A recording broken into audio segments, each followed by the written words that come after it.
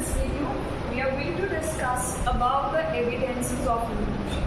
तो हमारे पास क्या evidences हैं कि evolution हुआ है?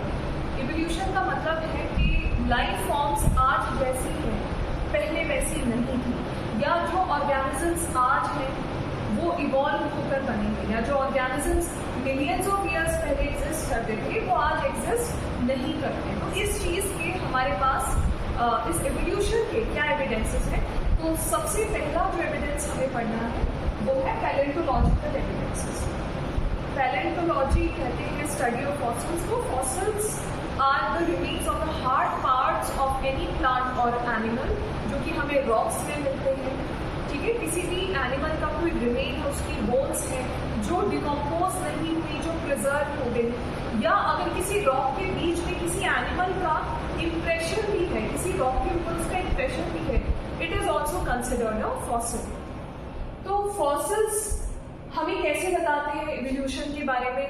हमने जब अर्थ की क्रस्ट में सेडिमेंट्स को स्टडी किया, क्रॉस सेक्शन हमने सपोज ये अर्थ का क्रॉस सेक्शन है एक जगह का, तो हमें अलग अलग लेयर्स में, अलग अलग सेडिमेंट्स में हमें अलग अलग तरह के ऑर्गेनिजम्स मिलते हैं।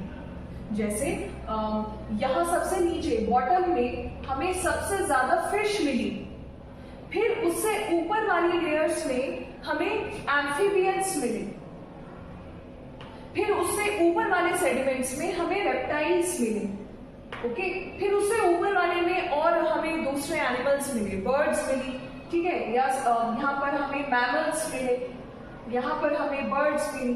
तो ऐसे हम ये पता लगा सकते हैं कि फिश सबसे पहले बनी होगी, इन सब एनिमल्स में सबसे पहले फिश बनी होगी, क्योंकि सबसे डेप्थ में, सबसे डीप लेयर्स में हमें फिश के फॉसिल्स मिल रहे हैं, फिश के रिमेन्स मिल रहे हैं। तो इसका मतलब सबसे पुराना जो एनिमल है वो फिश है, राइट। उससे ऊपर वाली सेडिमेंट्स में हमें एम्फीबियंस मिल रहे हैं, हमें यहाँ पे एम्फीबियंस नहीं मिले। तो इसका मतलब इस जियोलॉजिकल पीरियड में फिश एग्जिस्ट करती थी, एम्फीबियंस एग्जिस्ट नहीं करते थे।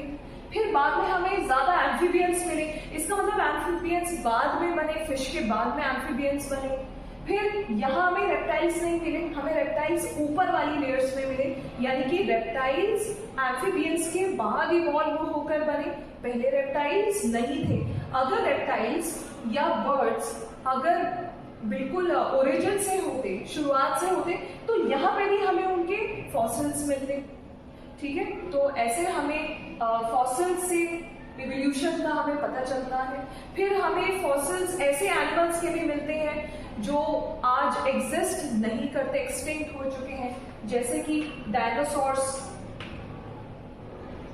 डायनासोर्स के अगर फॉसिल्स हमें नहीं मिलते तो शायद उनके एग्जिस्टेंस के बारे में हमें कभी भी पता नहीं चलता।